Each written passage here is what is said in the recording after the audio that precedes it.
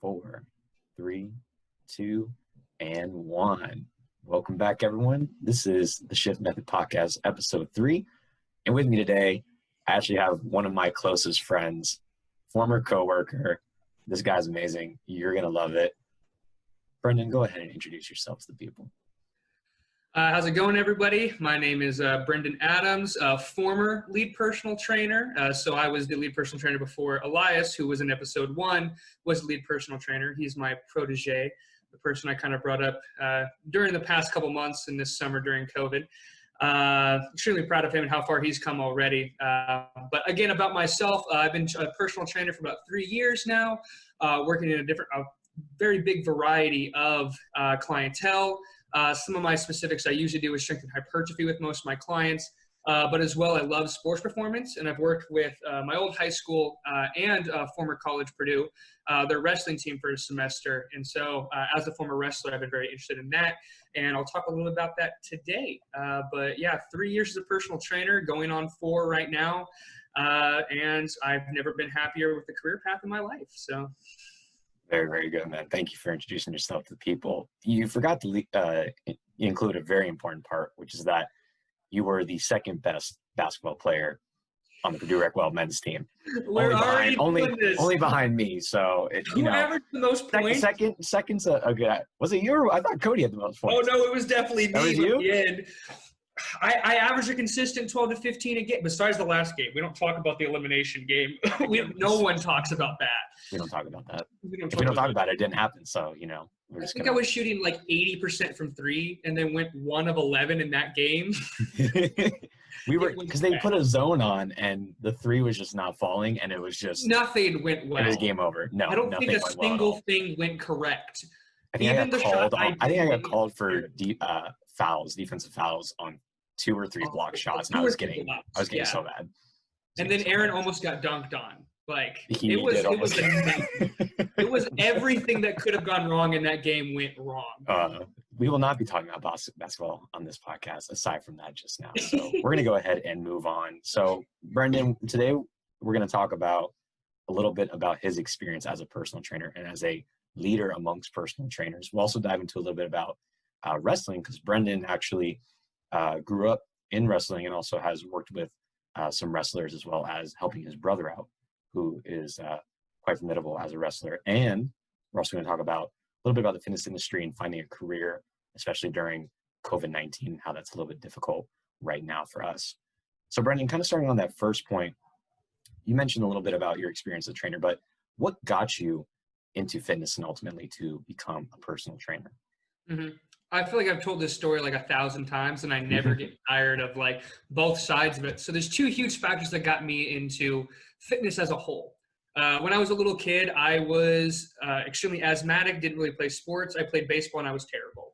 Let's put it that way. By the time I reached like 12 years old, I was 5'10" and 120 pounds.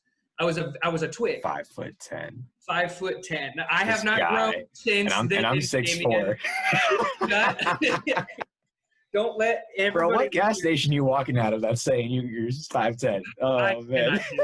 You can't tell Brendan and I are good friends, man. Sorry, I didn't mean to cut you off, man. You're good. But essentially, I was a twig. Despite my height or whatever, 120 pounds is still very light, no matter how tall you are. Yes. So on the other side of that, the second kind of story to this is my father was almost 400 pounds about the same time period. And like I have long, lanky arms. I couldn't put my arms around him when I was young. And I had an above 6 foot wingspan, despite how tall I actually am. I have long arms, but I couldn't put my arms around my father when I hugged him.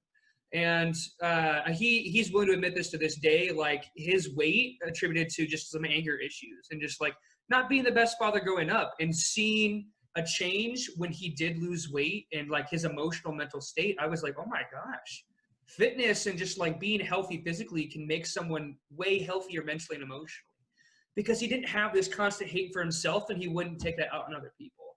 And it's so much more understanding now to see the difference. And I'm so proud of my father. We all have long ways to go when it comes to just being the best people we can be. but how long he was kind of in the place he was and how quickly he's made a change to be a better person every day is amazing to me. And so his inspiration kind of got me jump started on, maybe I want to do that for people for the rest of my life, because I dieted with him, I'd work out with him every now and then and just help support him in that journey. But on top of that, like, I was also tired of being skinny. We had the opposite issues. And so I really got into, weightlifting once I was done with sports in high school. And so essentially I just, kept lifting weights because I was like, that's how I'm going to gain weight. And I wasn't really seeing progress. And I knew I wanted to train to some capacity eventually, but a good friend of mine, his name is Dylan Hensley. He used to be the lead personal trainer before me. So I was his protege before Elias was my protege and like all that. And I owe most of my fitness knowledge, at least from when I started. I owe a lot to Damien and my old boss, Arthur, and a lot of other people as well. But who really got me started was Dylan. And he basically took me under his wing. He helped train me, prepped me for my first powerlifting meet. And I found that I had no idea like what I was actually doing as a freshman in college. I thought I knew enough just by being an athlete. And then there's so many intricate details. And I don't geek out about it. Okay, I geek out about a decent amount of things, but I don't in depth like go out of my way to study certain things. But I study fitness like a religion, just because I love helping people with it. And if someone says, oh, this will do this, I obviously don't believe them right away, but I do the research, or they show me their research and I'm like, oh my gosh, I can add that to my repertoire. And I get super excited. And so having him kind of help me in that journey was like, now I want to pay it forward, and I want to pay it forward for the rest of my life. So that's kind of how two different branches kind of met together to kind of push me to be a personal trainer in today's world. And, even trainers need trainers. Like, I knew I wanted to train, but I had to get Dylan's help as a trainer to kind of coach me on the other side to fully understand what exactly I needed to do and look up to moving forward. And so that's kind of how I got into personal training and fitness as a whole. And now here I am. Yes, sir. And if you guys are noticing a common theme, I know this is only going to be episode 3, but a lot of the people I work with, we talk about the reason why we became personal trainers. Yes, there's obviously the passion and the love, and maybe it's a sports background, or you have your own personal story of why you love fitness. It made you feel good. But there's always that wanting to help other people. Brendan had his father and wanted to see other people get healthy. So that's another reason why Brendan and I are so close, as we understand, like, we're doing this to help people. And you're gonna be hard pressed to find someone who cares as much about their clients as this guy right here. So seriously, pay close attention to what he has to say. So kind of piggybacking off that and your experience of getting into personal training, Brendan, we got to talk about you being a lead. And let me just start by saying, like, man, Brendan and I, we had a hell of a time at Purdue, man. Like I said, he's a good friend and we got so many memories. Him being the lead, I was the graduate assistant of fitness ops over there. So basically Brendan was my right-hand man. And there was a time there, man, where we were steering the ship by ourselves. One of our supervisors at the time, he was there. I was brand new. I had my first semester. It was hectic because I'm managing almost 100 people, going from a small school to a very large institution and large rec center. Me and Brendan, essentially, and a couple other people were overseeing 100 individuals. And my supervisor got a new position on campus. So there was no one to, be above me, essentially. We had people helping us in pro staff, but it was me and Brendan basically, taking on the world and putting out fires on a daily basis. And I mean, it was a roller coaster ride, but yeah, it was fun to say the least, if I'm going to put it lightly. Brendan, can you just talk about briefly what it was like being a PT lead and what a PT lead is exactly? So I want to specify that, I listened to Damien and Elias talking their podcast, the first episode. They're very chummy. I would consider, like, in a non-actual sense, like, they were like, a cute little couple, like a boyfriend, girlfriend. Damien and I were with each other so much, I was essentially his wife. That's how I think about it. Like, we were together that much, especially when we first got started, that we essentially lived at the rec center. Like, we spent every day talking to each other about this or that. And it was like, it was just us against the world. And I had about a year of lead experience under my belt at that point, but it was kind of rocky. I was kind of a personal training lead for my first year, kind of not. It was kind of in a hybrid position with this other position I was a lead in. I was a new trainer also that was kind of a lead, so it was a weird position for me to be in. You were like kind of Tracy's like right-hand man somewhat for when you were FitCon, right? I was basically just doing whatever I was told for extra hours because I needed to make money for rent. And I also just loved doing what I was doing. So they were like, do you want more hours? I was like, yeah, I don't have anything else to do besides work out and I'm already here. So might as well just spend 20, 30 hours a week. I basically work 20, 30 hours a week every year from sophomore year to senior year at Purdue. And I wouldn't have had it any other way because I just love the place so much. But my experience as a lead, essentially I'll kind of touch my favorite parts. One, I'm huge into exercise programming. One of the biggest things I did was meet with our new trainers and just talk to them about their program design. And, while I was helping them, I was also learning from Damien for his expertise, learning from just other people and continuing to research. And so while I was still teaching others, I was also, not being too complacent myself and still learning as well. That was one of my favorite things to do, was meet with our new trainers, kind of, I wanted to be their first point of contact, but I couldn't always because I wasn't always there. So it was either Damien or I that was their first point of contact when they had issues. So kind of just running, helping them run their own show because we were very hands-off at Purdue. And I think it was beautiful because they got a kind of a good, idea of how the real world works. Like, you're on your own, you show up for your clients, you do your job, and then, make sure you're preparing for things outside of, when you actually show up, just being a good professional. And they came to us for help whenever they needed help. So on top of that, and taking care of just like nitty gritty things, like making some programs for some of our newer trainers to look at and kind of utilize as examples, just everyday tasks, like if someone needed something printed off or we need to do some marketing of any kind, and help take care of that for a long period of time. I helped divvy out clients. So Damien kind of took kind of the long-term clients. I took more of like our fitness assessment, body composition, or like we had monthly program designs for like, online programming essentially. He would connect me with those clients and I connect them with our clients, our trainers. So I would essentially be kind of that middleman when Damien couldn't, because, we had a lot of clients at Purdue.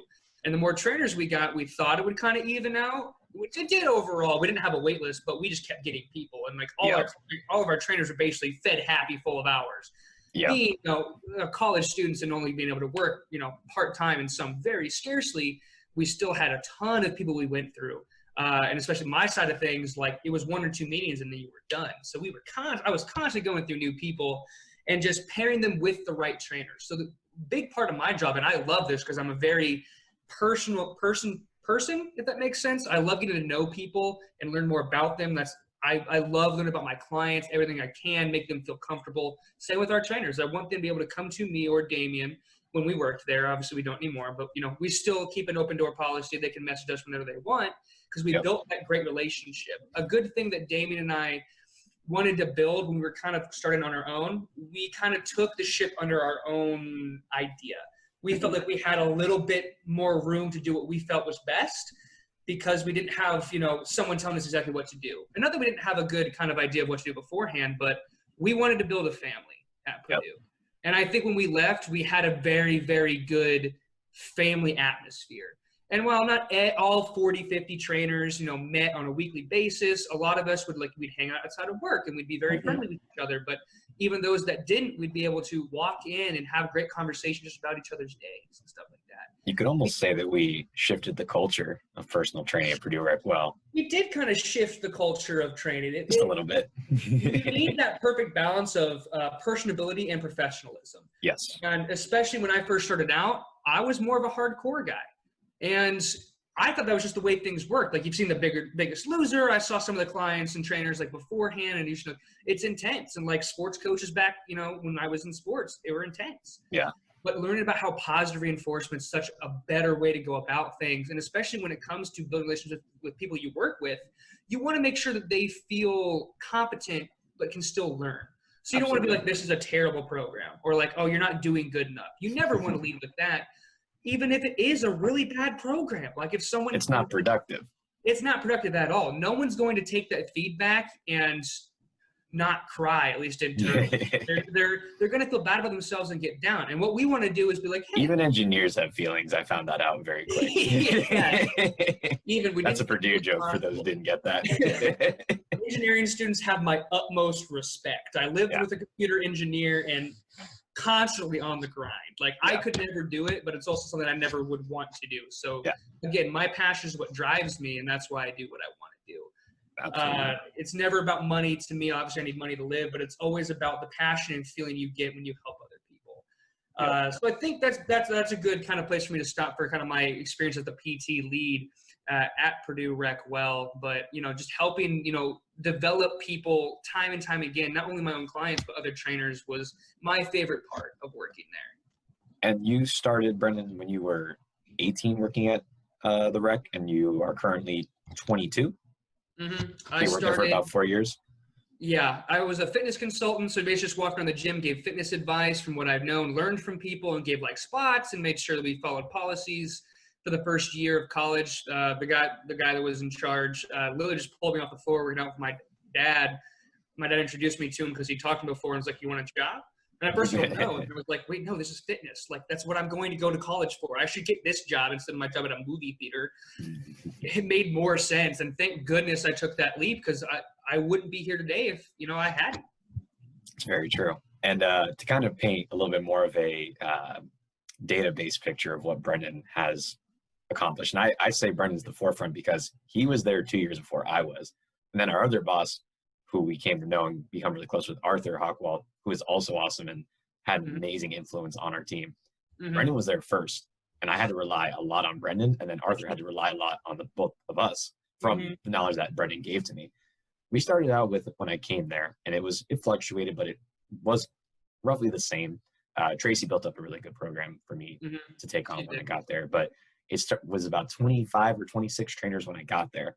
By the time Brendan and I finished, there were 45 trainers on staff. For reference, when I first got there were 11. So we went from, Brendan went from 11. Yeah, exactly. Brendan went from 11 to 26, and then 26 to 45. And now, usually when, the number of trainers and the number of employees goes up, it gets harder, and then usually the quality drops. Personally, I mean, you could look at it just from a sales standpoint, because we could meet the demand, because, in January of 2020, we had 100. That's 100 people sign up for personal training. We met the demand better, but I'd say the quality of our trainers overall went up as well. Their basic skills like assessments, standardized program design got better. I think just across the board, our team got larger. The culture got better because they were interacting with each other and us more, and they just were more competent in all their basic skills. Wouldn't you agree? I agree fully. And I think it definitely started with Tracy. We have to give her props for building that 100%. Foundation for us. And by the time she left, she had ideas that she wanted to do that she obviously couldn't. And then I had my own ideas, but also just like what she had that she wanted to change, and like the ACE course and things like that then I could give to you, and then that we kind of gave to the program. And so it started, it's basically like trickle down training, you could say. The Ronald Reagan's version of personal training, trickle down training. But it all started the knowledge I gained from Tracy and Dylan. He was still there for my freshman year, and basically just learning from them, seeing different things, and having just an opportunity to build from what I've seen, but also new people, new experiences. Every person in fitness is going to have something they can teach you that they know that you don't, no matter how intricate it may be. Literally just a different way to do a plank is something that you can use in your repertoire that might help a client a ton more than you would think. Absolutely. So we got to give credit where credit is due. Tracy did a great job of building that. And then I, had that idea because of what she taught me that I could then get to Damien. Damien also had his own ideas, and then we just kept building up and up. And I'm so proud of the program and the people that we've been able to bring on, especially because I am kind of the skeptic between the two of us whenever it came to hiring. I tended to be a little, we balanced each other out. I tended to be a little harsher on people because I had such big expectations, and I kind of had to reel back and be like, now where was I 2 years ago? Like, I was worse than these kids are because we're doing such a good job. But I just believe so much in these kids, and like, I call them kids that are my age. But just being so passionate and being able to give to people and learn and adapt, we were able to grow such a good program. And it stinks that COVID had kind of, thrown a huge wrench into kind of our progression. But with what we left and, what we taught the people that we taught, I really feel like Purdue RecWell is in a great place moving forward no matter what in the future. Yes, they are. And that's a really good segue into this next point. So we've talked about how we both have taken our ideas and helped build a culture and made sure we hired good trainers and made our current trainers that were on staff even better, right? Or we at least gave them the tools to make them better. So from you and your experience with all the trainers that you've seen, the ACE prep courses that you've helped teach, can you just kind of tell me, in your opinion, what makes someone a good personal trainer? What are some key qualities that you look for as someone who trains, hires, and evaluates personal trainers? So I'll start with one of my favorite phrases when it comes to personal training. There are two words in personal training: personal and training. Yep. The first word, and I think it's beautiful that it's first, because I think it is the more important of the two. You can have all the knowledge in the world, but if you can't talk to someone and you can't relay it to them or build a relationship that makes them want to come back, they're not going to come back. And, your knowledge is, I don't want to say wasted, but for a sense, you can say it. Yeah. I tell you all the time, if you cannot get your client to adhere, to enjoy, to trust you, you could be the best. You could have the most knowledge. You could have a PhD. You could have the alphabet behind your name. It does not matter. Your program isn't worth the paper that's printed on. It doesn't. Sorry, I didn't cut you off, but that's something that I love talking about too. Exactly. We're both very, very focused on that personal aspect, because in a sense, you want your job to be enjoyable. And it's so much more enjoyable once you put that work in to make certain things priorities. You make that personality a priority. And yeah, the first couple of meetings with the client are rough. It's weird to get to know people sometimes. And I'm honestly fairly introverted. But when it comes to my job, I know I have to talk to people. And then I've grown to discover that I love learning about people, especially when they're getting put in a position where I can talk to them and they feel comfortable around me because of my knowledge that I have. So it goes hand in hand. You can be the most personal person on earth, but you don't know what you're talking about. After a while, they're going to be like, okay, I'm not seeing progress. What are we doing here? Yeah. And of course, then you talk to them, you can, game plan, you go get ideas from other people if you're not doing well enough. But that personal aspect is so important. We can't hire someone who's the, smartest person on earth if they can't talk to their client.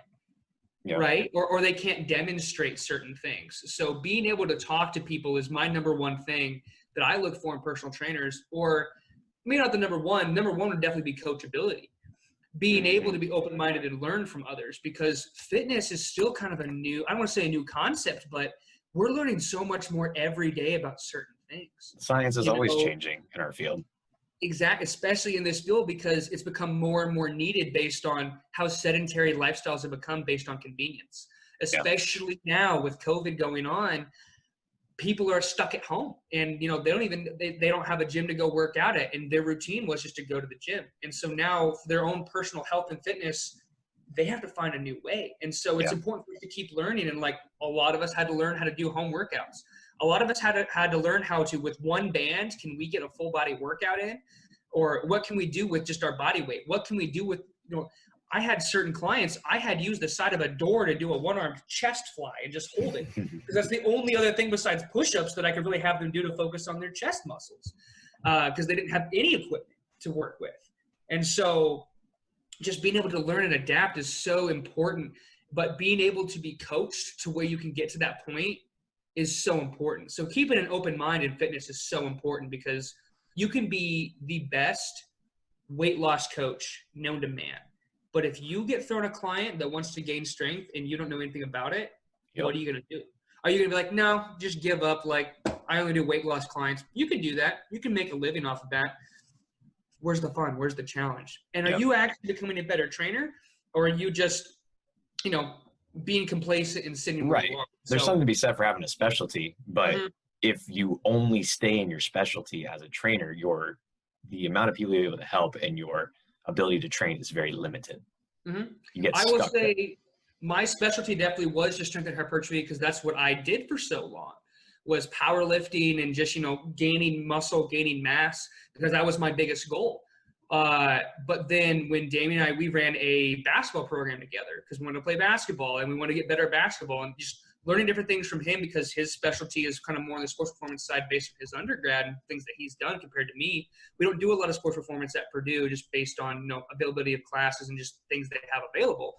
But learning from that, but then also learning from the strength conditioning department at Purdue when I was with the wrestlers, I found a new thing that I enjoyed to do. And I didn't even know. I was kind of like, sports performance is not going to really be my thing. But I found so many exercises I love to do. And now that I train my little brother and he's getting a kick out of some of these exercises, he's like, oh, I feel so strong and powerful doing these after learning about them for a week or two. Yeah. And once you get the hang of certain things and bodyweight exercises can be fun. Even for people that, are big and they don't feel super strong, you can get there. You can definitely get there. And just being able to adapt, overcome that kind of mindset that I have a thing that I do, and being open-minded is something we look for in trainers as a whole. And so I'll kind of stop there. The two most important things I look for are definitely, are you personable? Are you coachable?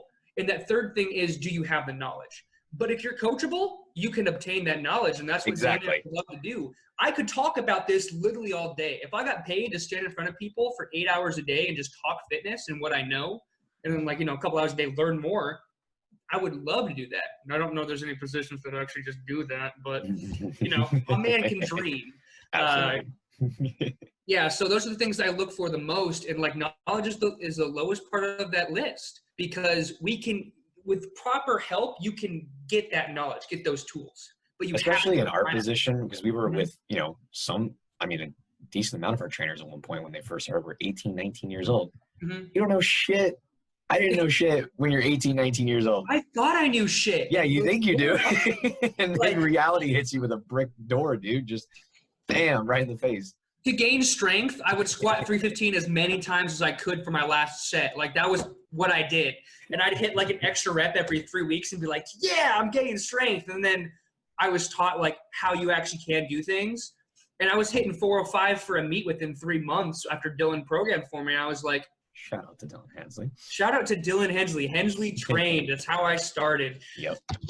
And no, those are all good qualities to have, man. I agree. I wrote 3 things down. There's obviously more, but Brendan basically hit them all. Is, are you personal, right? Can you actually communicate and interact with a person? Because this is a people business. Are you adaptable, right? Brendan and I mean, it was kind of funny, but I didn't do it to be funny. I did it to actually challenge our trainers. It would just happen to be funny as a consequence. When we would do our ACE personal training prep course, one of their assignments toward the end of the course was to train each other and act like a mock client. Actually have someone to train. And the prep course just so happened to be from 4 to 5:30 p.m. And the rec usually is most busy during that time. Yeah. So what we do, we would take this class of 30 people, we'd pair them up and we say, hey, you're taking your client, your partner through a program. Guess what? It's going to be busy. It's going to be hectic. You're on a time crunch.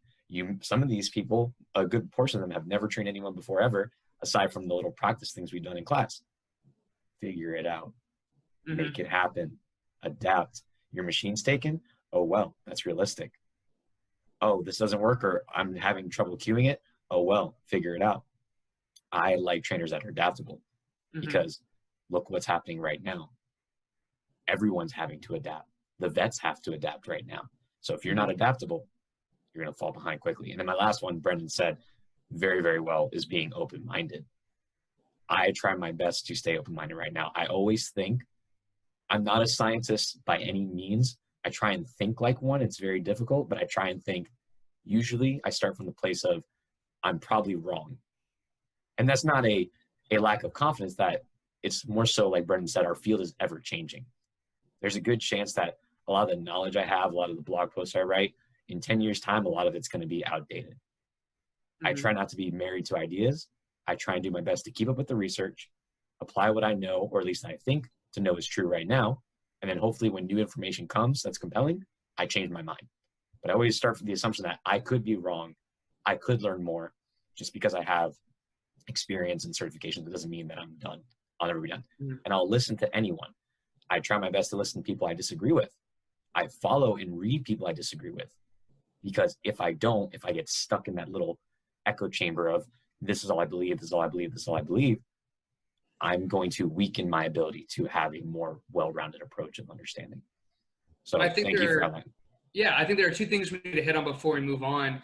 One, for the adaptability, we did throw the students into the fire, but the biggest part about that was we'd bring them back and be like, now what do we need to work on? It's controlled chaos. It's controlled constructive chaos. Exactly. So we'd freak them out a little bit, but then we bring them in and be like, it's okay. Yeah. We didn't give you guys enough direction. Now let's learn. Now we know what we need to work on. Yes. Right? It's different than just being like, okay, go do your own thing, and then come back and be like, get better at that. Yeah. That's never the mindset, right? So just to clarify, we're not horrible people. No, yeah.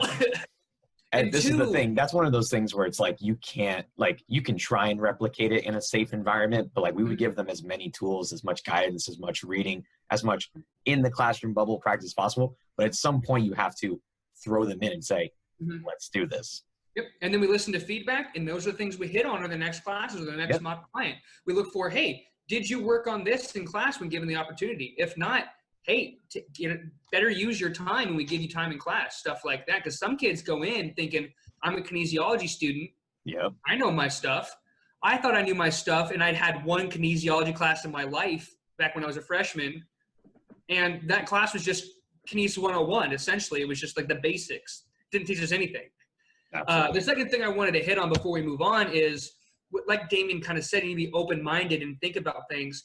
You should see yourself as the second best trainer on earth. The best trainer is your future self. And you should always strive to become that better trainer, but never doubt your own competence. Just be like, okay, what's it going to take today to become the best trainer on earth later on in my life, right? And you might never get there, but that's not necessarily a bad thing, because you should review yourself as, you know, a well-known individual with, you know, your knowledge sense, but you shouldn't ever be complacent. So the only person you should compete with is yourself, but you should always review yourself highly in the fitness world, because if you're not confident in your abilities, who else is? Compare yourself to who you were yesterday, not who someone else is. I love it. Exactly. Because you're not someone else. And I know it's easier said than done, right? But you will never be someone else, and someone else will never be you. The only thing you can do and should focus on as best you can is to make yourself a better trainer, a better person. So I love that, Brendan. Thank you for outlining that. Going to shift. There's that word again. I love it so much. We're going to shift gears a little bit, and we're going to talk a little about program design for wrestling. So this is one of Brendan's many specialties. Like I said, Brendan's taken a lot of time. He talked about being, you know, proficient in hypertrophy training and strength training. He wears a lot of hats, and one thing is wrestling from personal experience, but also he's had time to work with Purdue Wrestling. He actually has a little brother who is quite competitive in wrestling, so he has good experience there. So we're going to talk about it a little bit. So Brendan, real quick, just kind of the TLDR for our fans who may not be familiar with the actual sport of wrestling, not WWE, SmackDown, anything like that. No. Just kind of like the Fake different fake news. Just the kind of different styles of wrestling and what the sport is, kind of in a quick summary. So wrestling, it's one-on-one. The greatest thing I love about the sport is it's a one-on-one. Football, basketball, any other sport, you can hide on the court, you can hide on the field. Wrestling exposes everything about you, just like weightlifting does. You know, you're the only one moving the bar. You're the only one moving the weight or doing the exercise. Same with wrestling.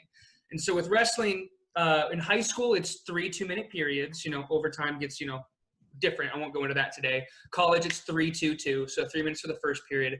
Essentially, you want to score more points than your opponent, like most sports. You get points for takedowns, you know, taking someone to the mat. So, you know, overpowering them in a degree to where you can, you know, take them to the mat and get on top of them in a controlled fashion. 1 point for an escape. So if that happens to you, or like you at the beginning of the second or third period, there will be times where you'll start down.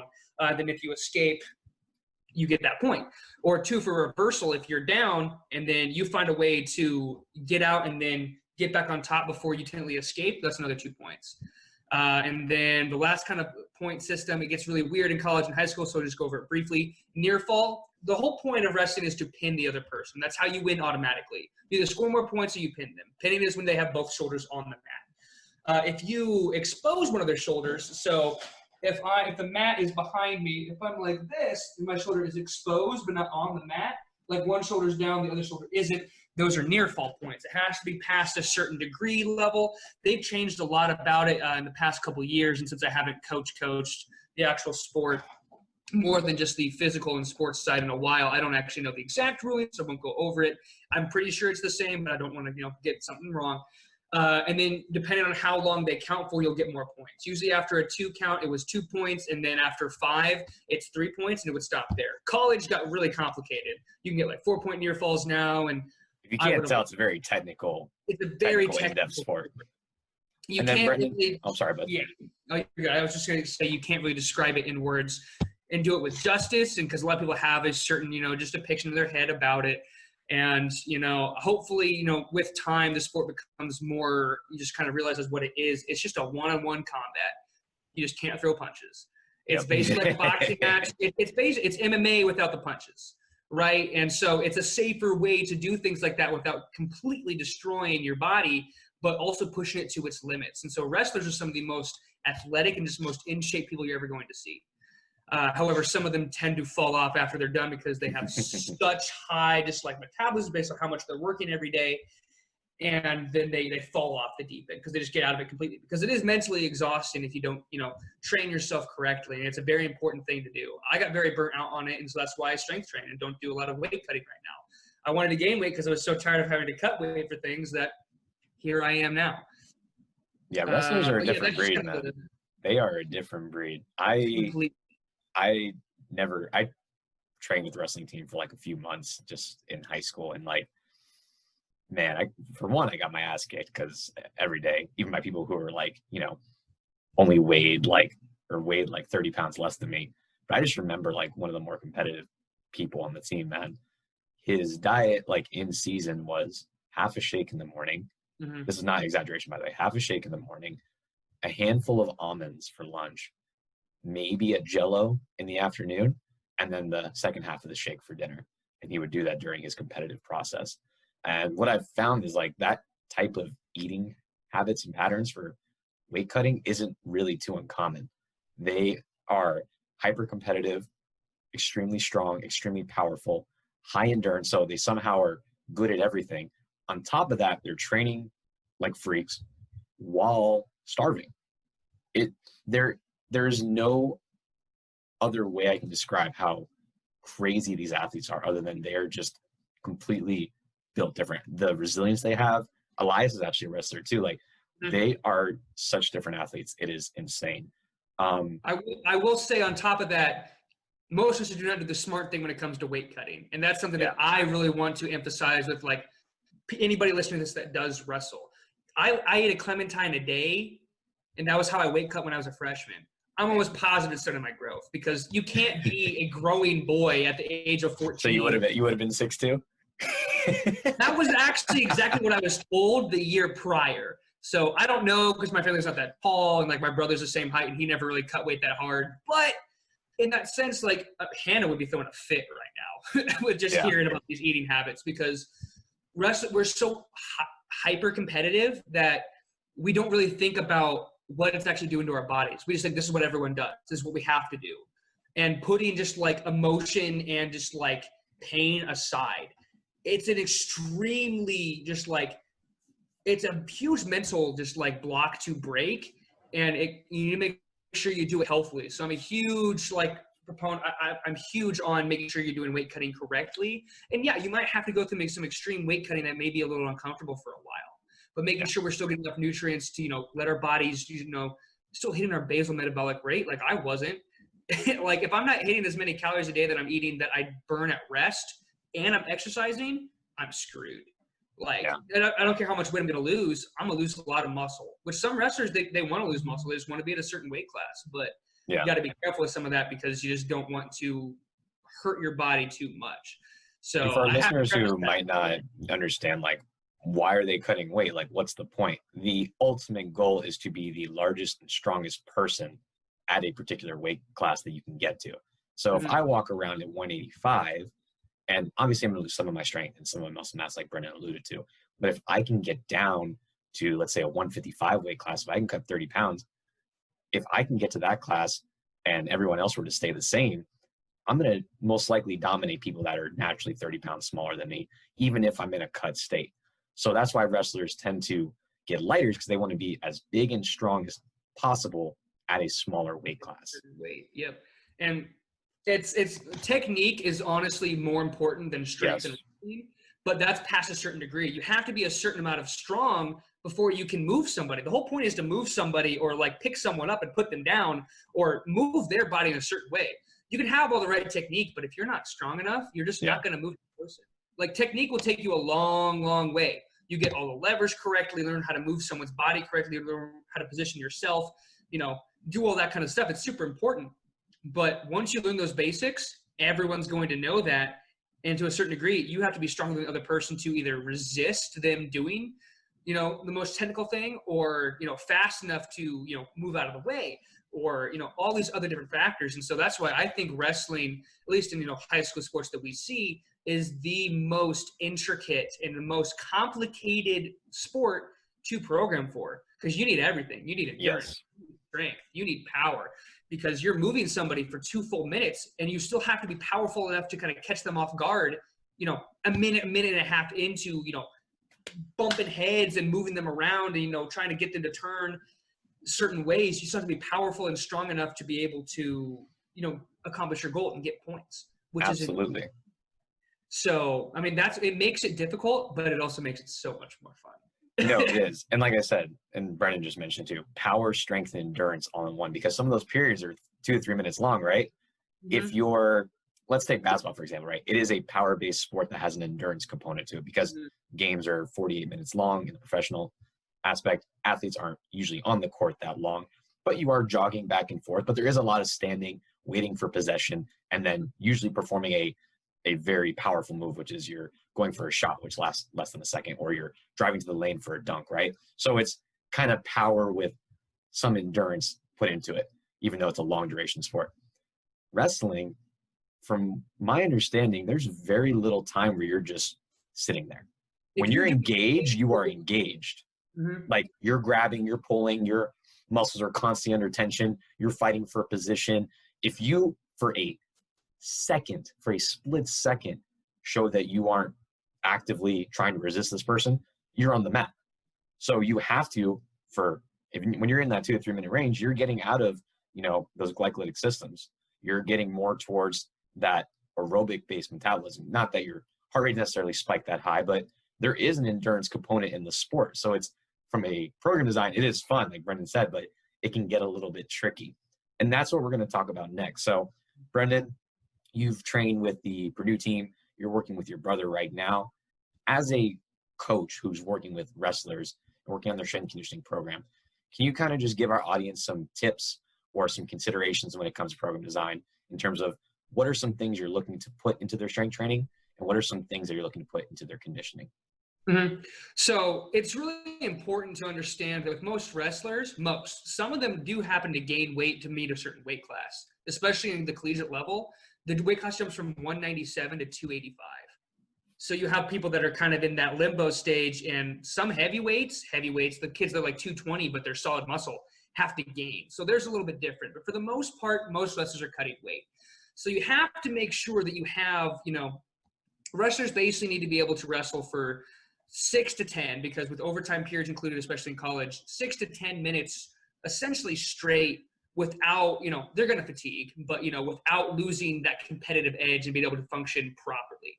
So the endurance aspect is super important, but it's usually broken down into seasons when you're doing things, as well as, sessions of the workout. So when I worked with Purdue, we would start with power, like you normally would with any sort of workout. You start with power or speed first, because that's when you're going to be using those specific energy systems, and you want to make sure you get those out of the way, because those are, you want to be explosive, you want to be powerful.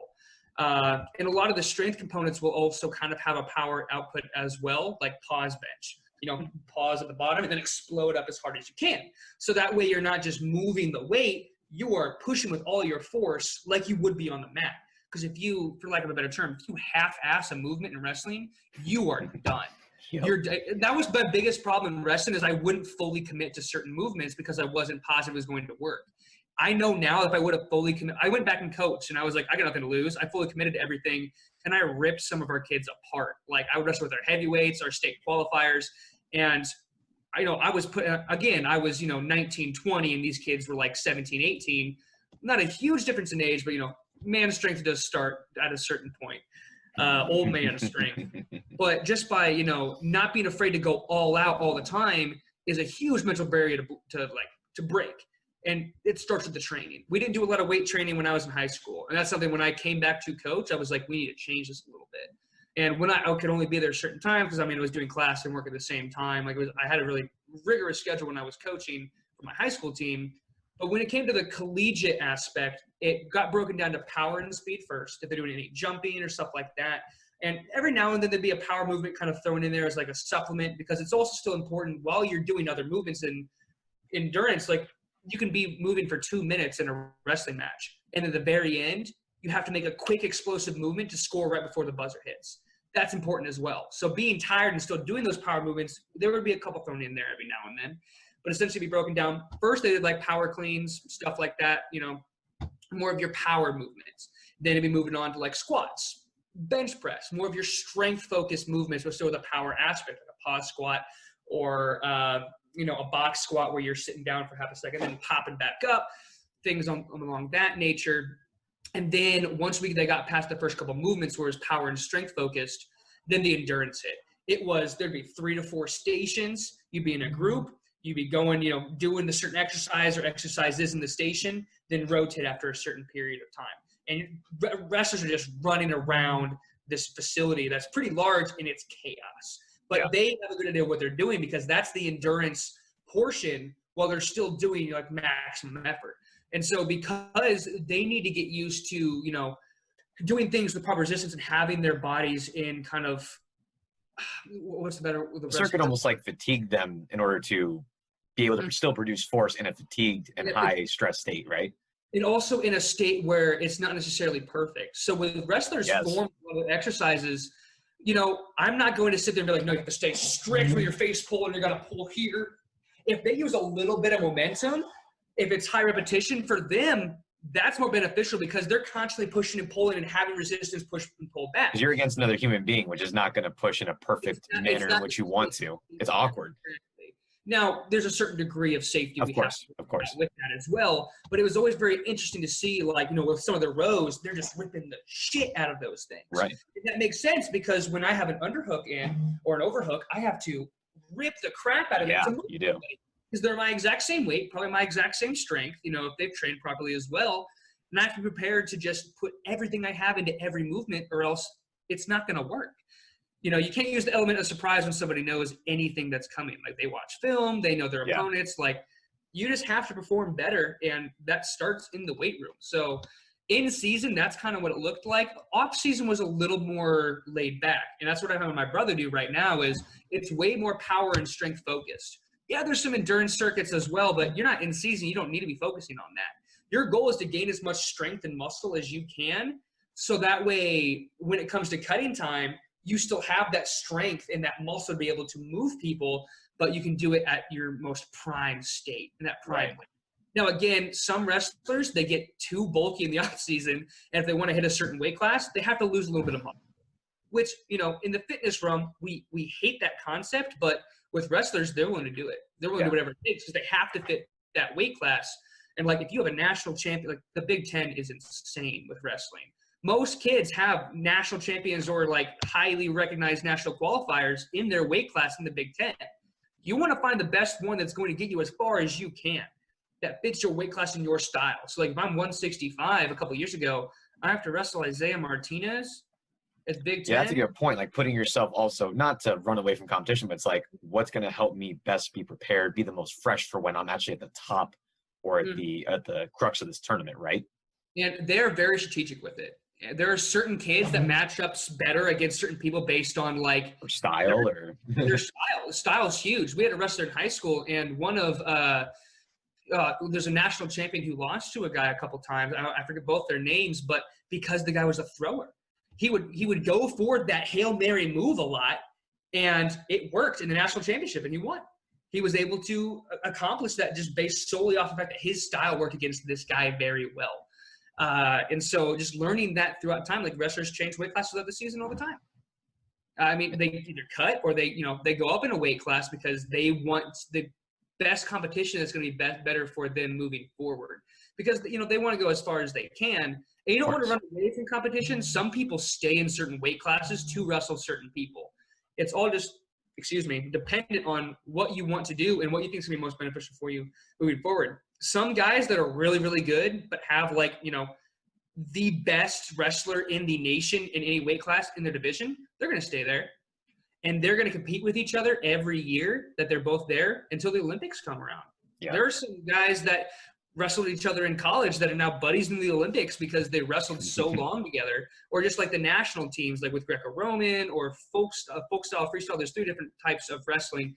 The one you'll see in high school and college is folk style, but once you hit the Olympics and stuff, it's freestyle or Greco-Roman. And so being able to adapt to those certain, your attributes and just being able to push yourself to your limits, without getting your butt kicked. Because if you're going to wrestle somebody that you've constantly gotten your butt kicked, yeah, I mean, you can, try your best to, compete against him, or you continue to go against people that will push you in a more productive way in a different weight class, and that'll be more beneficial for you moving forward until you're ready to face that other person, because you can't just will yourself to be better. That's something that I thought back when I was a high school wrestler was, if I have a better heart, all these, movies like, oh, if I have the heart, I can do it, like, the Mighty Ducks, whatever. I never actually watched it.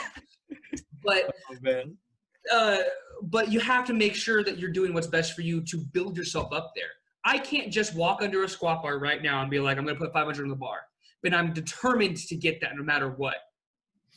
That's not how the human body works. And especially when there's so many technical and strength aspects to that and performance. Like, you can be the best wrestler in the world, but if you can't perform when pressure's on, you're not very far. Or, if you get hurt. I also got hurt a lot. But that's part of the reason I wanted to gain weight and gain strength was my joints were just, as a skinny kid, just couldn't handle things. I'd push my arm on the mat and my elbow would dislocate. It happened 3 different times. Oh. Not fun. No, not at all. With you talking about, so I like how you outlined it, kind of just follows the natural progression of a general workout, right? Start with your power, most taxing things first, get into some strength variations, and then maybe some circuit training for conditioning, but also that has some strength components to simulate, like, hey, you're resisting a person, but you might be taxed or fatigued while you're doing it. Mm-hmm. Was there any, in the strength sense, or in the resistance training sense, was there any focus on any kind of awkward movements or maybe more unilateral stuff, or was there any kind of special exercise to focus on to mimic working with a person in the weight room? Yeah. So one of my favorite ones, and I wish I could do it without just a resistance band like they did, because I need a partner to do it. I'm not just going to grab some random guy in the gym, especially now, is they would get in their wrestling stance. I'll kind of show you right here for a visual. And they would put their arm out as if they were posting in their wrestling stance against someone's head, or getting ready to grab in a certain position. And my job, because I'd have to help one of them because they had an odd number a lot of the time, was you were supposed to move that, hit that hand, kind of like we did with Palloff presses. Yes. In training for that core stability. There's a shoulder stability to make sure that they can continue to keep their, their arms and their hands in the proper positioning and not just being thrown away, because that shoulder, your shoulder is so weak. It's like the most mobile joint. Yeah. And especially mine. I have terrible shoulders. But being able to strengthen that in a more realistic sense was something that I thought was really interesting that they did. And also just throwing med balls against each other to kind of mimic having to push against somebody, but also, having to replicate that kind of stuff. Give and take. And they would do underhand ball tosses as high as they could to get proper hip power in certain ways that didn't, end in resistance or end at a certain point.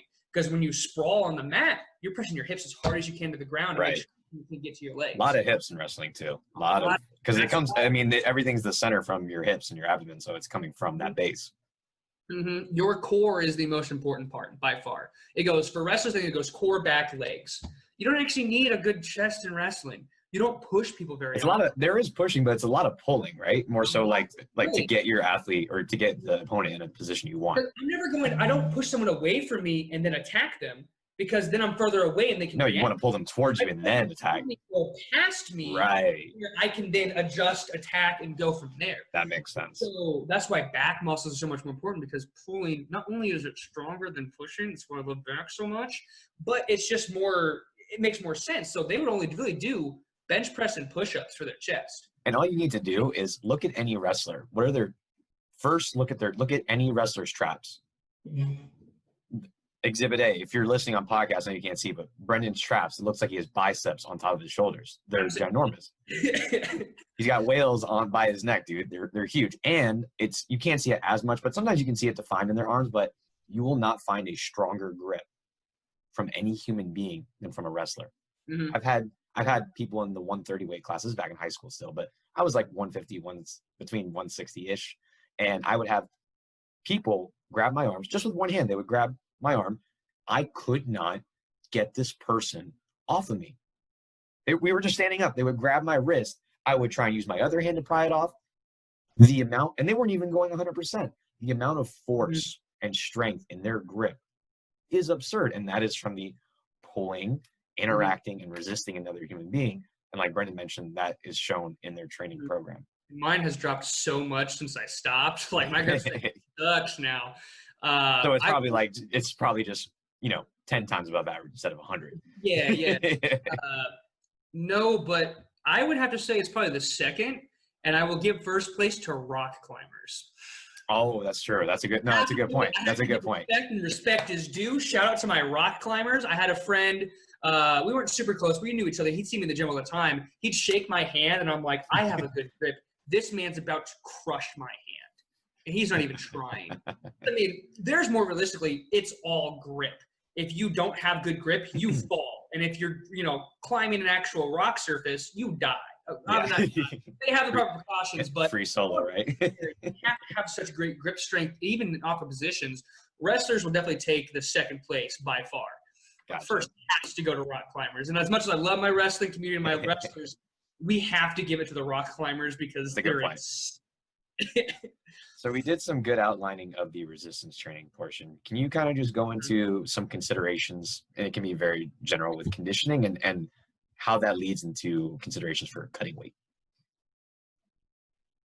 Mm-hmm. So conditioning, a lot of it was either, they would do it on their own. A lot of it was just running. It was just, get used to running and get used to running sprints, get used to running. They'd have Friday morning just runs, or they'd just run miles.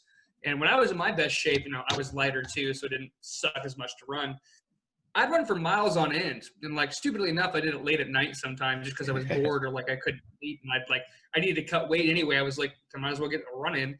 Right. You're building, in most sports, I like to say, look at the sport and look at the duration and try and mimic the conditioning around that. Aside from when you're off season where you're just generally getting conditioning up. But if a baseball player probably would never need to do a 2-mile run for their conditioning for the most part, because they're never running near 2 miles. Wrestling, though, you got to build a conditioning base, but you also got to lose weight. Mm-hmm. So that kind of ties together in some fashion, right? More conditioning is used for weight cutting than it is for actual conditioning, because you're only wrestling for 6 to 10 minutes. However, you have to be prepared to go long past that, and especially because in tournament days, you'll have 5 matches. Even at the high school level, that's a good point. Yeah. Matches. You're resting for a full hour, essentially, in some senses. But how long between each match do you usually get? You have to have at least 45 minutes. They give you that amount of time, but you think about going all out for 6-10 minutes. Still a lot. For a couple, you'll be fine, but by the championship match for certain things, you're at your last tank. If you don't have the right conditioning, if you have the right conditioning, you always over condition. So that way you're still at your best when that last match comes up. Because you don't want to go into that last match tired, right? No. Because ideally the last match is potentially going to be your most important, right? Yeah. So for conditioning in high school, I went to high school right around Purdue. The Ross-Ade Stadium, we ran up and down every stair in Ross-Ade Stadium, down and back for a conditioning day. I don't remember how long it took, but it was also the middle of the winter, so it was 20 degrees, something along those. It wasn't even that cold of a day for Indiana, but it was cold enough that we were miserable. And after we were done, we ran back to the high school and wrestled. All right, kids, that's your warm up. Get on the mat. Yeah, it was sometimes because one of the coaches had a meeting or something. They just didn't have enough people to help coach, and so they'd have one coach just take us out and we'd run. And you just kind of got used to it. And it more for running long term was to help with that mental block. A lot of wrestling conditioning is to help break that mental block. Yeah. And everyone has a certain block that they once they get past, I'm actually fine. With me, I'm 3/10 of a way done with a mile, and I'm running a certain speed. I'm like, I can't do this anymore, because I'm so mentally out of shape. But then I get halfway through, I'm just push through. Put a better song on, I push through, and I'm like, oh, I'm vibing now. I'm going. And then when I get to the end, I like to go all out just to make sure I exhaust my tank so that way I get the best work out of my day. Wrestlers make the worst personal training clients, I will say, because they don't know how to keep reps in reserve. They don't know how to. What's your RP? It's like, I could have done a million more. It's like, RPE, okay. RPE was not 10, then we failed. And so it's hard to get to that out of that block of strength training, especially for my little brother. He just wanted to max out all the time, and he did whatever it took. Like, his hips came up on his bench all the time, and like still do it every now and then. So I have to kind of like slap him on the wrist and be like, "Hey, we're better than that. We're gonna."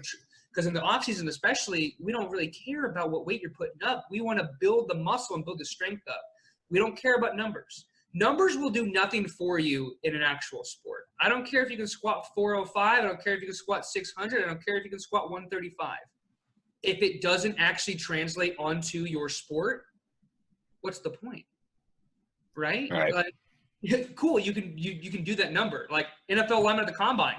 Some of them can rep out, 30, 40 reps on bench press. But if they can't engage their hips or like have that mental attitude to be an offensive lineman, you're right. Just lack of a better term. I get over exaggerated with a couple of aspects. No, it's a good point. But that's kind of what wrestling, like conditioning, does. It's way more weight cutting and just mental block. Just like, we had certain things called flag days in high school. Our coach put a flag with a pirate flag with like crossbones, and like when that went up, it was all conditioning that day. And it was, I'm going to try to mentally break you. Good luck. And that's why wrestling coaches tend to be a little more intense, severe, right. Positive reinforcement, because to a degree, like, I'm too nice for a wrestling coach. I was when kids came to, and we did like good workouts intensely, but not like push through the mental barrier. And some of the kids wouldn't be able to push through it. And I had to kind of learn and adapt. Like, in this sport, you can be nice to a degree, and then you got to push kids past their comfort. Well, it's a tricky part too, man, because we know as coaches and as trainers that you can't be at RP 10 all the time. That's how you get injured. That's how you lead to this. And on top of all the stress and the, weight cutting that wrestlers are doing. Mm-hmm. But there is something, it's like, how do we develop mental fortitude? Because with wrestling, you're going to be underfed, you're going to be tired, and you're going against another human being that is doing everything they can to stop you from doing what you want. So finding a safe and effective way to train that mental fortitude and get them as strong, as powerful, and have a base level conditioning as possible is extraordinarily important. Yeah. Sorry, go ahead, bud. No, you're good. I was just going to say the mental capacity in wrestling is so much further than any other sport that I've ever done in my personal life. Like, I don't know anything about like some other sports, especially like female sports, or more female-oriented sports, like, softball, volleyball, gymnastics. I'm sure they have their own, things that I wouldn't know about because I never played them, and they just weren't, acceptable. I don't want to say acceptable, but just like not as common for men to do. And so I didn't do them. But in my personal, like, from what I've seen and coached, wrestling is just the most mentally intense sport. Yeah. And you have to be able to train for that. Yes. So, 1,000%. That's a good little capstone on it. The last little topic I want to talk about real quick is fitness and career path. So can you kind of just outline, I'll start this one off actually, because I can kind of talk about, we all know that COVID-19 has hit the job market pretty hard for everyone, but fitness industry especially. Like, this is my job right now, the personal training, writing online programming, and trying to create as much content for the awesome people out there, right?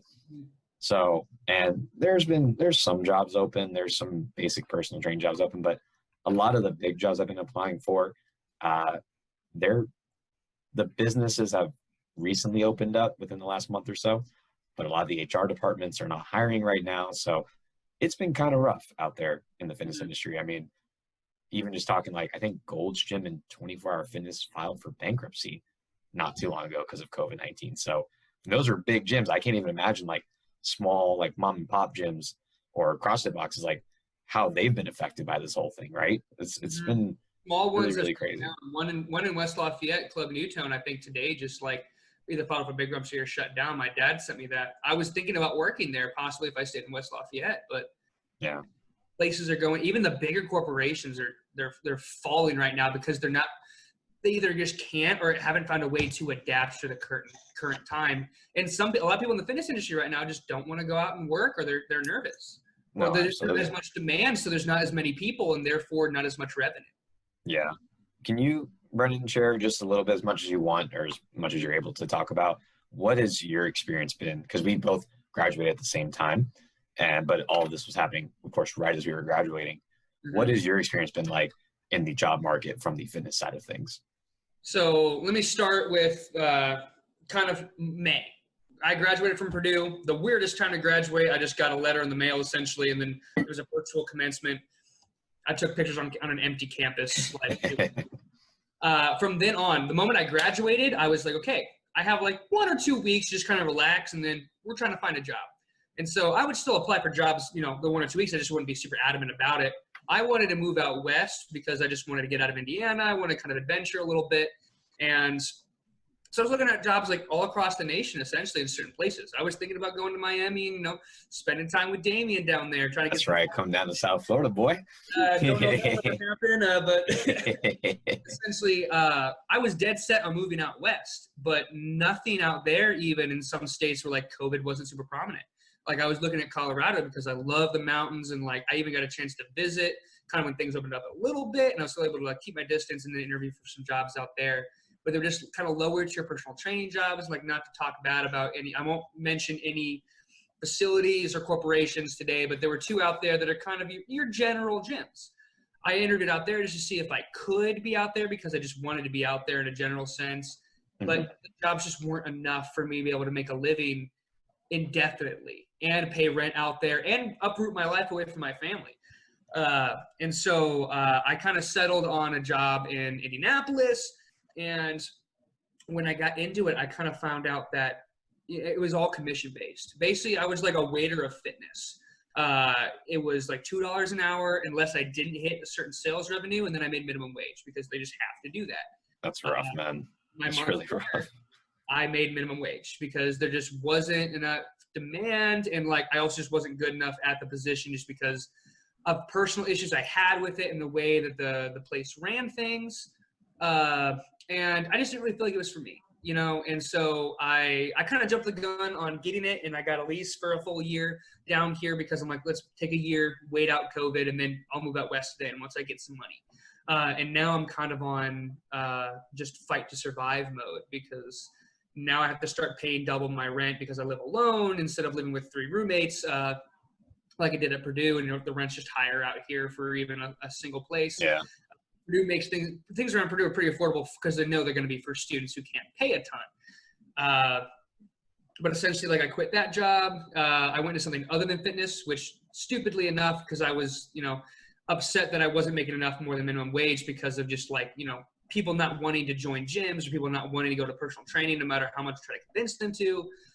I went to a serving job where, business also wasn't booming. Like business was not booming. I had like 6 tables in a 12-hour shift at this place. Jeez. And like there were 3 of us working the whole day. So we had like about 20 people come in, but that's in 12 hours. We had way more like carry out and things like that because that's what people are doing. And you weren't making minimum wage serving either, right? Like you make like $4 or $5 an hour up there, then plus your tips. It's $2.13 plus tips. Again, if you don't make enough, then dude, that's rough. Minimum wage. Right. Because the state literally can't. Of course, they have to give you that.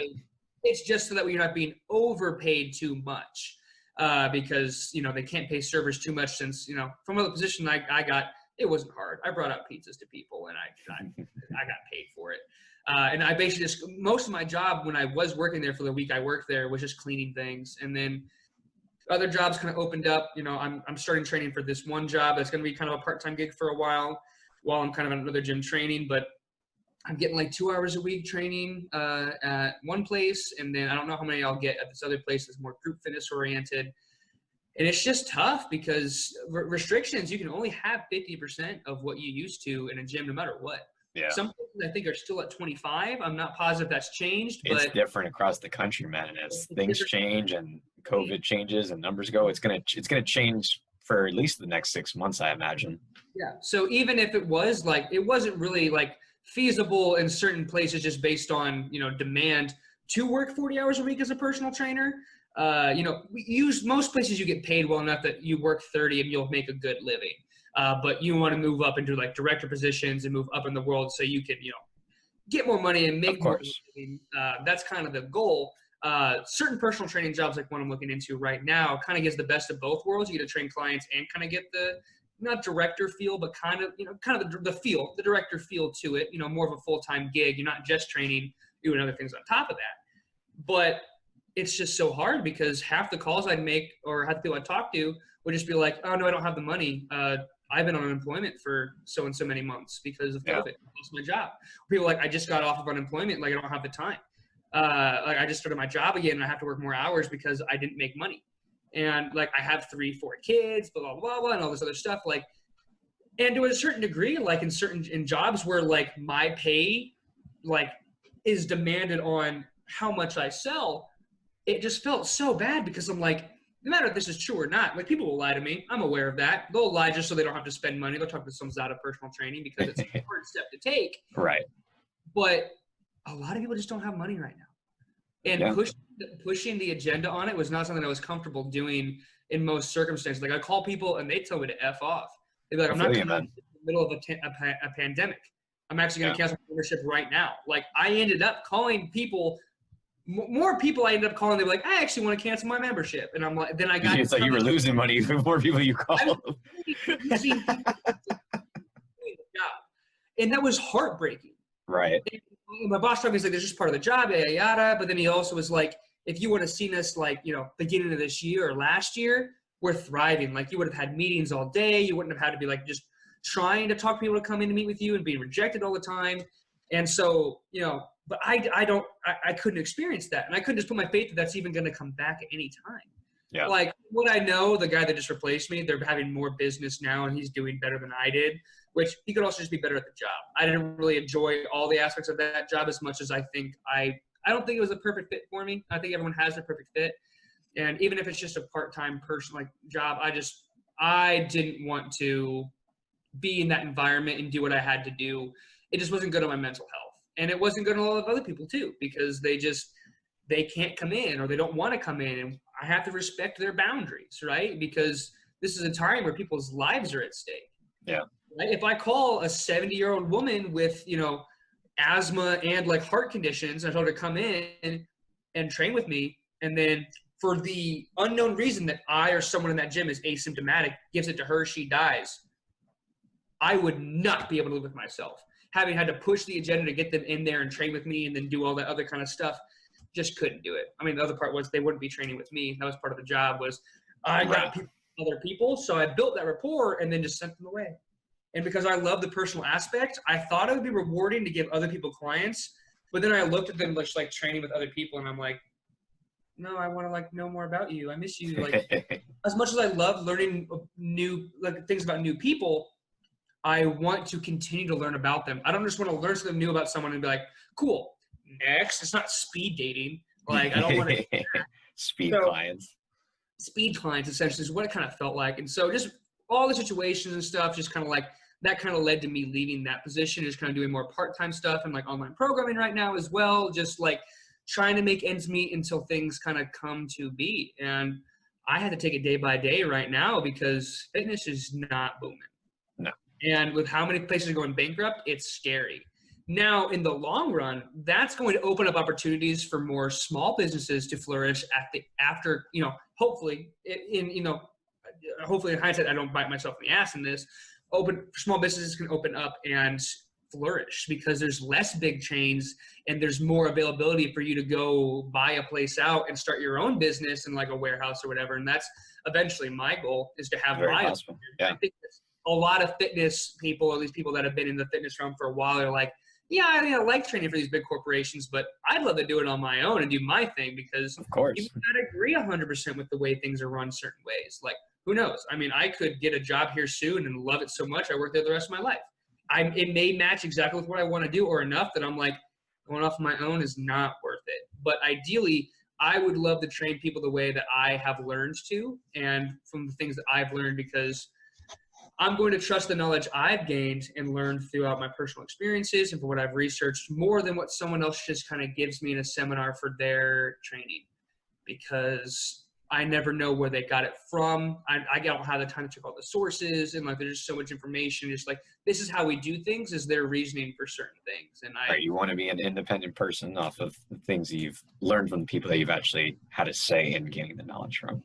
My independence is my best and my worst, because now I'm living alone without really a direction. So stupidly enough, I should have just gone home and lived with my parents and not pay for it. But here I am. I appreciate you sharing that, man, because it takes a lot to admit like stuff's not, doing too well right now in certain aspects. But on this last point, I want to leave or end this podcast on a positive note. For anyone who's listening in fitness or looking to get into fitness, let's give them some hope, right? Mm-hmm. What are some routes that aspiring or current trainers or health professionals can take, whether that's diversifying their services or that's maybe some potential jobs as a personal trainer maybe you're not thinking about doing? What are some ways that people can stay active in fitness right now as fitness professionals? So, I mean, one thing I'm doing there are two things I'm doing right now based on what I've had to do, because I am personal training, which I've done most of my life, the one-on-one stuff, but it's 2 hours a week right now. I'm not making anything off of that, right? Not enough to support a living by any means. If you can work 2 hours a week and support a living, that's crazy. I want your job.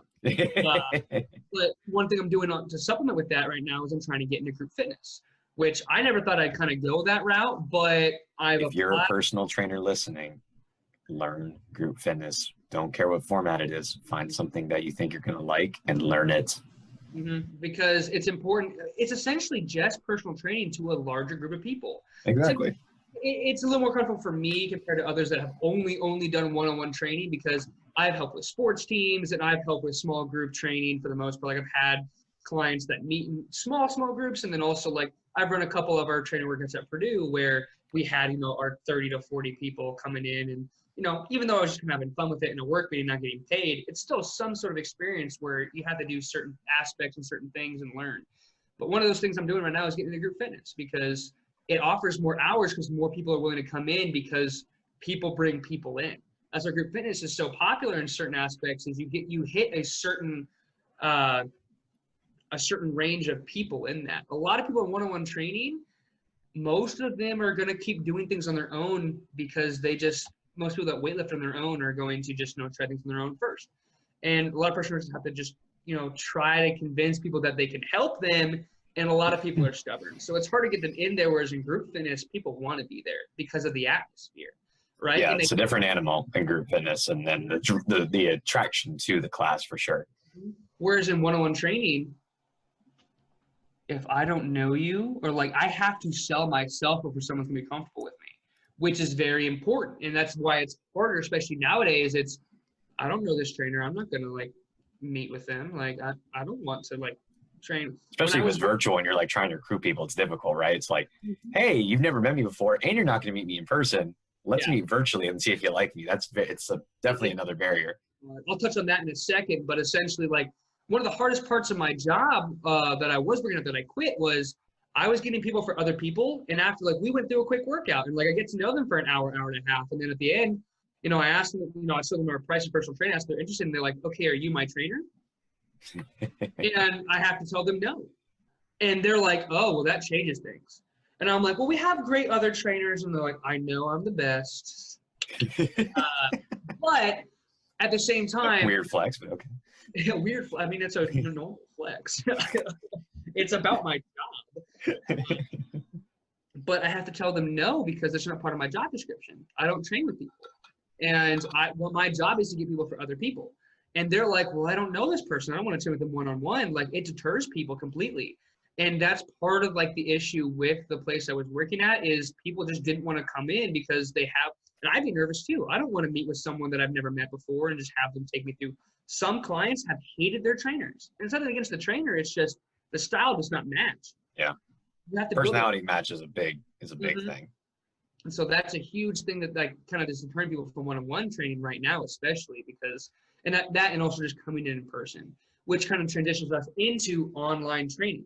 Some people are still working out at home. Some states, I think California might be back on lockdown. They've been, yeah. When I spoke to Elias, they went back into lockdown. I'm pretty sure it's the majority of the state, and I'm pretty sure they're still in some capacity of a lockdown. Yeah, which is crazy.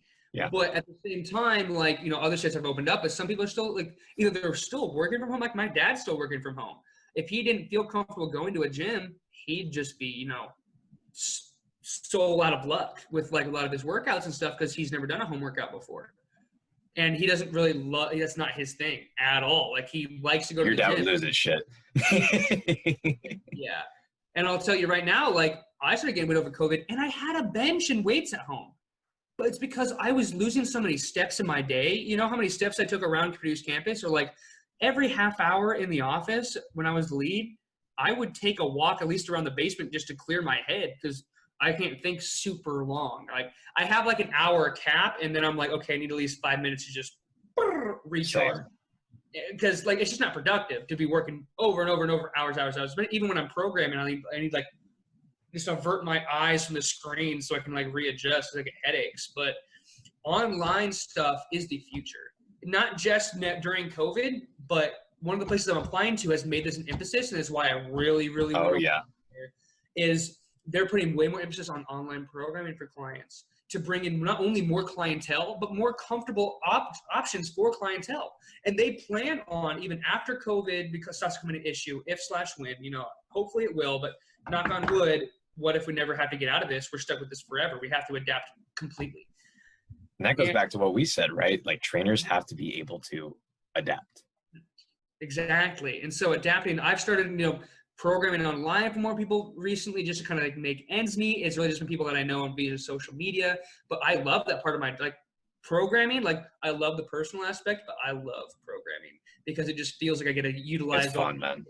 It's fun, but you want to make sure when it comes to online programming, if you're someone that's interested in something like that, you know how good of a coach you're getting and you're not just getting BS. Because there are online coaches out there and they get a lot of flack. Like nowadays we have to adapt to it. But I've seen so many memes from like fitness sites about online programming. People can put whatever on a page. And if you make any sort of progress, they'll point to that and be like, no, you gained 10 pounds of bench in a year. That's progress.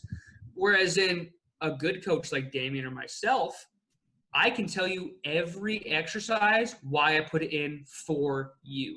Every reason. Everything has a reason, the why. That's one of my biggest things on fitness is you have to have a why. And like some things are just like, I wanted to throw in a single leg exercise because I think single leg exercises are important for everyone to do.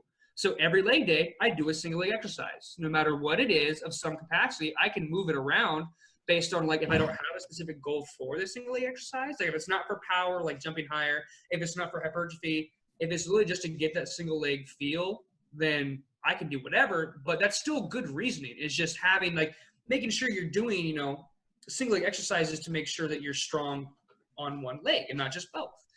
And so things like that, where even if the reasoning is very basic, very bland, like it can be very arbitrary. It's like, well, we haven't done a back exercise and I wanted to include a back exercise in the program. It's like, cool. That's a reason at least. Yeah, like you're giving me some kind of, rationale for what you're doing. Right. And some of my rationale is sometimes just like, if I know the gym, like at Purdue, when I train my clients, I love supersets. I use supersets in almost every exercise is almost always superset unless it's a very big lift that I need all my energy and focus for. Like, squat, bench, deadlift, but even then I do like superset accessories, like some band work or something super easy that I can kind of just do to supplement. But making sure that the location is prime too, because you don't want a superset clear across a gym. Yeah, that's a big consideration. It's like, where's everything located? With my clientele right now that I'm programming for, I make it very clear to them. And I'm like, you don't have to utilize me if you just wanted the program and go do your own thing. I'm not going to bother you too much. However, understand my skill set, how I can help you. I want people to get the best of their ability, not only because I want that for them, but it shows grit on my own programming, right? It's a good testimonial for the future. Like, hey man, like I did this, and on Body by Brendan programming, and it helped me so much. But if I just give them a program and they don't talk to them for a month and they're just like, hey, I wasn't making much progress. And then I have them send me like videos of their squats, quarter squat for no good reason, like way too much weight, bench press, pushing your hips up, deadlift, arch in the back. Like they're in pain constantly and they just never told me. If you don't have the open communication, even with online clientele, they're not making progress. And that's the difficulty right now is online. I can't, like if I'm at, a different job or like doing something else, I'm with my family, I don't take my phone. You're not my priority one just because I'm not with you and I'm not getting paid per hour or for my time with you. But I make it very clear to my clients, when I have time, I will make you my priority and help you however I can. Send me videos that I can critique. Let me know if you're having issues. One of my clients didn't like the way that pause to bend over rows spelled. I switched into pendulum rows, loves them. And like more of that, like if he asked me why we're still doing pendulum rows, I'd be like, because you enjoy these. Like if you don't enjoy them anymore, let's switch it. Because I can't see in person everything they're doing like I can personal training. I can't read body language. I can't talk to them about every set. I can't do all these things that I love to do with personal training and get super intricate with every detail.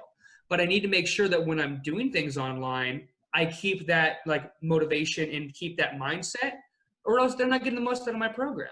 And then my brand is shot.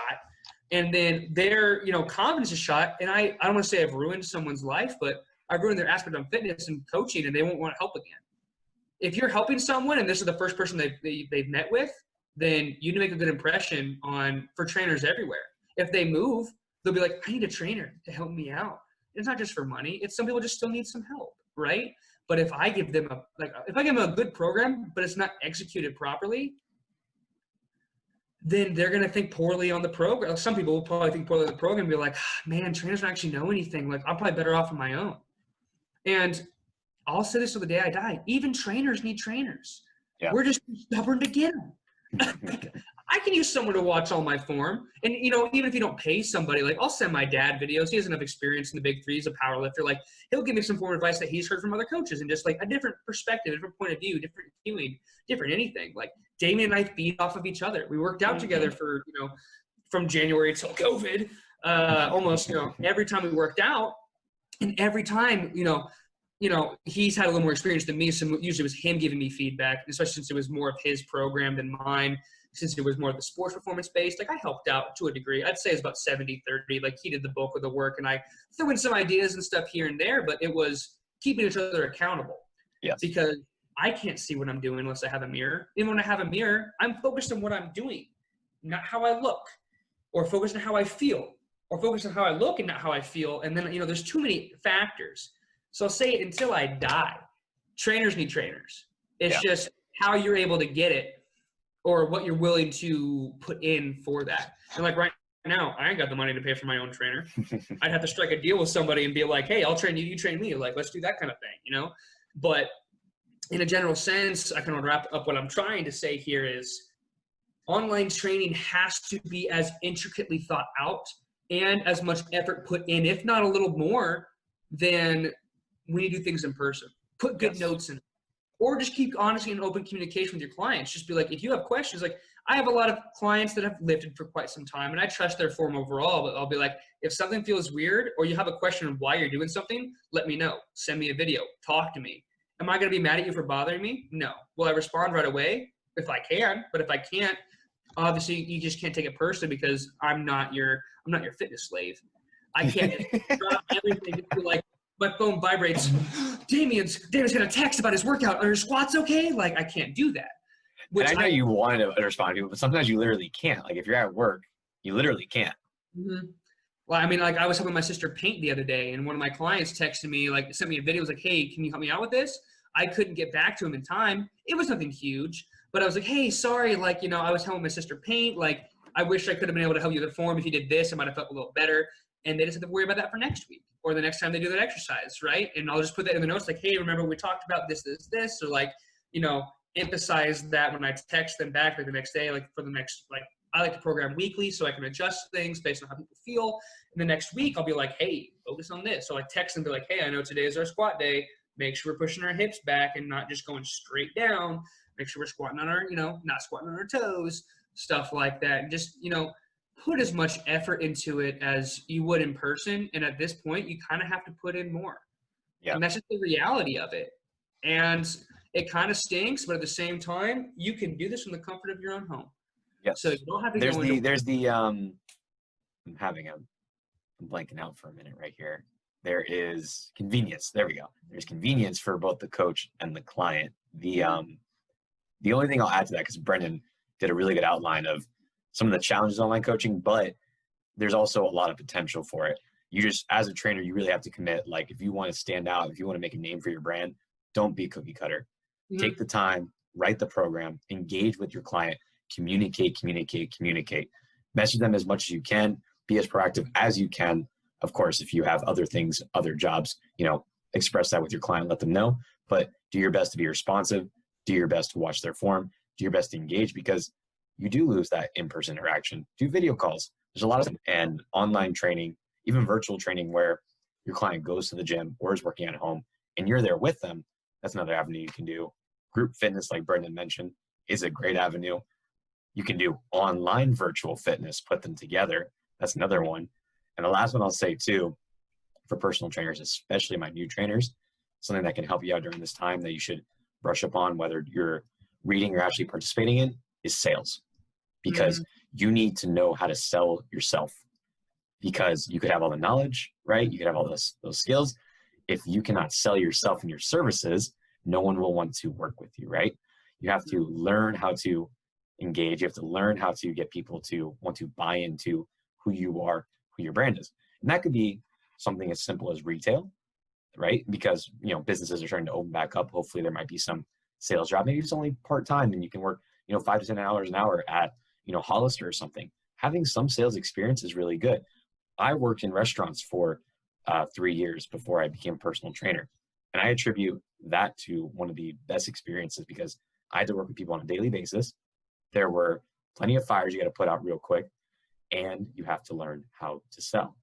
So if you can get into some kind of sales or some kind of job that has a sales component, it can even be if there are gyms open and you can work as a sales associate or work at the membership services department. That is also an awesome thing that you can do as well. Brendan, I'm sorry to rush, bud, but I got to bounce. I think that's a good place to leave off for our people, though. We gave them plenty of awesome content.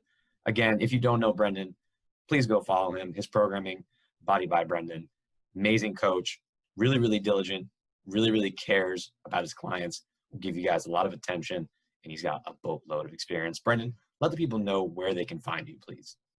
All right. My Instagram handle, just like Damien said, Body by Brendan, should have capital B. And actually, no, it's all lowercase. I think I had to change that. I think somebody else was Body by Brendan with all capital B, where I was. My main source of just like fitness, or just like, I've been doing kind of some just like, I don't want to say motivational talks, but just kind of like, talking about my ideals when it comes to fitness and just kind of like the world around me. You'll find some of those videos and just like some fitness stuff on my page on Instagram, Body by Brendan _49. That's kind of the main thing I use. If you want to follow me on Twitter, I'm pretty sure it's Badams49, but all I really do there is kind of post funny things or retweet sports. So, actually it's BDub4935. So if you want to follow me on Twitter, go ahead, but I'm going to mostly promote my Instagram because that's where you're going to get the content. So yeah, Body by Brendan _49. Go check me out. Follow me if you want to. It's a public page, not like you have to go through a process, just to check some stuff out. And yeah, that's about it. And always remember, if you're looking for me, that is the_shift_method. That is the Instagram handle. You can learn about my services, about what the shift method is, read the blog post over at theshiftmethod.org. And again, that is the_shift_method on Instagram. We post content almost every day, if not multiple times a day. Brendan, thank you so much for coming on the podcast, brother. It was so good seeing you. And I hope you enjoy the rest of your day. All right, bud? Of course. You too, my man. Take care.